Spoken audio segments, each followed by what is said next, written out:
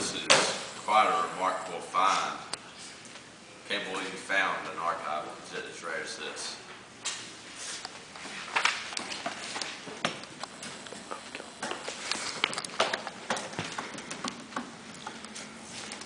It's quite a find. I think it's by Edward Taylor. Ah, he was quite a poet. Yeah. He was the dude who wrote all those, happy-go-lucky, like, woohoo, Jesus poems. Back in the Puritan time when they didn't accept any of those. Yeah. But the majority of the Puritans only wrote dark and aggressive pieces that were meant to scare people away from hell instead of like Edward's more blissful, softer poems. Right? Yeah, exactly. But wait. Whoa. What's an archive mean? I mean, a serial. It's an archive is a historical document.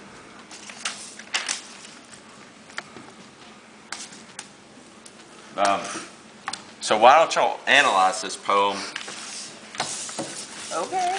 Take it to the next level. Just find out as much important information as you can.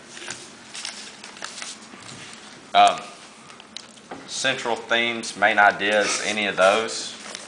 Let's try to find as many as we can. Well, he keeps mentioning God, like, over and over again, see?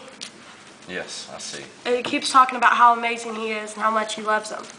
Well, I think it's saying that with God in your life, you will always be filled with, like warmth and happiness, like woo. And no matter what you're doing, you will always have the strength and motivation to do it because you have God, right? Exactly.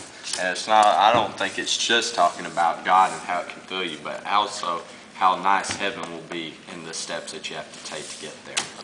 Mm-hmm.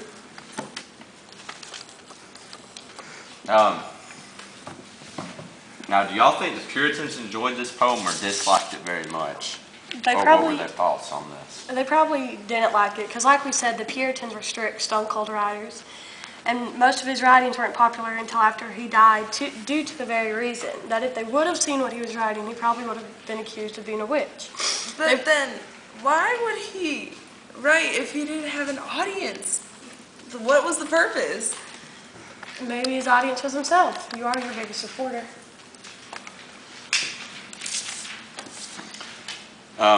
I think, well, there's not many ways in the Puritan life to express your feelings. So I think he wrote to express his feelings and show his ideas and what he thought on the matters, since he couldn't be accepted for what is really thought in the community. Yeah, I know what you mean. Because I think I would have needed to have an out too because of their strict beliefs. Kind of like a diary. I mean, how would you be able to deal with everything being about hell is a terrible place and that at any moment you could be sent to burn for the rest of eternity and God not having a second thought about it? Like a mean kid with a magnifying glass and we're all just like little hopeless ants finding breadcrumbs and praying for little gratification from our Creator. So I guess the Puritans did have a little diversity. It wasn't just all about negativity. You had your strict Puritans and you had the very few free Puritans like Edwards and Bradstreet. But wait, what is painting? Like, right there, 46. It's just a denotation. It's meaning decorated. So, can y'all paraphrase this poem? Well, the summary, it's about a common household chore. Back then, which was a spinning thread. And while they're spinning the thread, they keep rejoicing in how great God is and how much they love Him.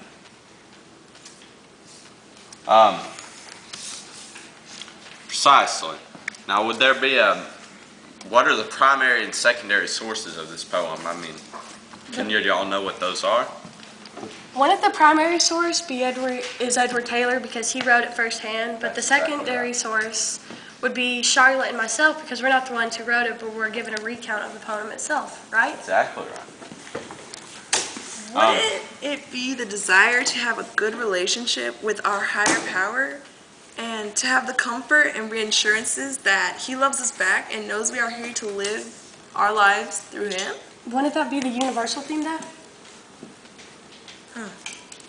Yeah, it would. Now, well, I'm impressed. I think y'all did a great job with this poem. Now can you excuse me? I will just be. Where are you going? Where are you going? Mr. I just have to go. Mr. Gilbert? Wait, don't take that, no. Why is he? Go get him. I'll take him.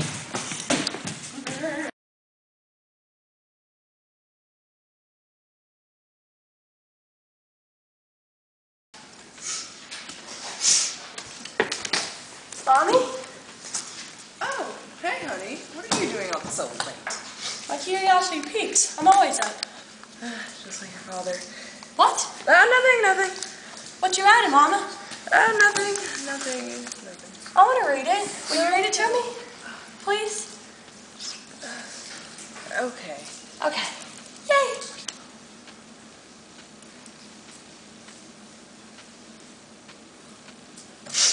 Okay.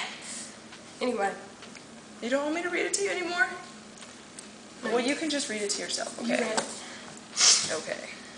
So, what do you think of it? That was really pretty, Mommy, but I have a question. What does manifold mean? Manifold? Well, it means many ways to use. That was really pretty, though, Mommy. I really liked it. Don't be so objective. What does that mean?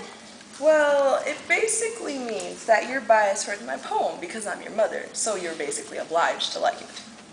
Oh. So, do you want to analyze it together? Sure. Okay. Now, tell me in your own opinion, what do you think?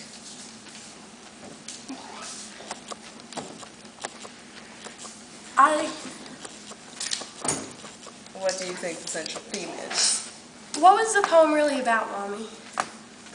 Well, it's the way I feel towards you and your father. Love? Yes, love. Love! Yes, love. Now, okay, what do you think the other people in the church will feel like towards this poem? The other people in the church, you mean like the Puritans? Yes. I don't know, Mommy. I mean, most of the other writings I hear about are all dark and make me scared of the bad place. But yours sounds really happy. Why? I'm not sure how to explain. I just write about how I feel, and you and your father make me feel very happy and different. I do that too, like a diary. I have my own diary. You Right? could say that. You could say that. And being different is good, Mommy. We all need a little diversity in our community. You're only 5. You shouldn't know what that means. I'm actually quite intellectual, Mommy dearest. I know the primary source to this poem is yourself, but the secondary source would be myself, due to the fact that even though I feel your love firsthand, I did not experience or write that beautiful poem by myself. Oh, very good, honey. Something I don't understand, though, is what is the point in writing such incredible poems if your eyes will be the only ones viewing and admiring them? Don't you want an audience? Okay, you're freaking me out. Have you always been this smart? But to answer your question, you're all the audience I need, sweetie. As long as I have you to support, I can write for ages. My intelligence is not relevant to the subject we are discussing, Mother. What is relevant, though, is keeping this hidden for a few years, and when our fellow brethren become more tolerant of women writers, you will shove this in their face and show them the real Mommy. Sadly, love, I think that by the time that happens, this poem will be an archive.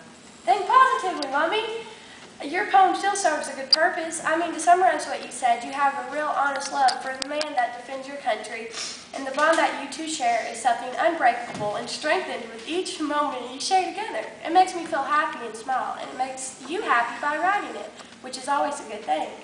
Yeah, I think it's time our little genius went to sleep now. It's late. But Mommy, we're not done analyzing your poem. What's more to analyze? You pretty much broke it down as far as this will go. We haven't discussed the rest of the world's part in this. Like how everyone has a desire to want to feel loved and be loved back. They want that bond, that connection, And sometimes they want it so bad that they'll convince themselves of love when in reality they're settling for less than what they really deserve. Okay, bedtime. Enough. You need to put that brain of yours to rest, and we'll see each other in the morning. Okay? Okay. Huswifery! Oh, Dad, are you okay? oh, kill that stupid dog. Can you make me a sandwich? Yes. Okay, Steve, kill the dog. Daddy, my name's Eliza. Okay, Bobby, whatever, go kill the dog. Mommy, are you sure your poem was precise about Dad?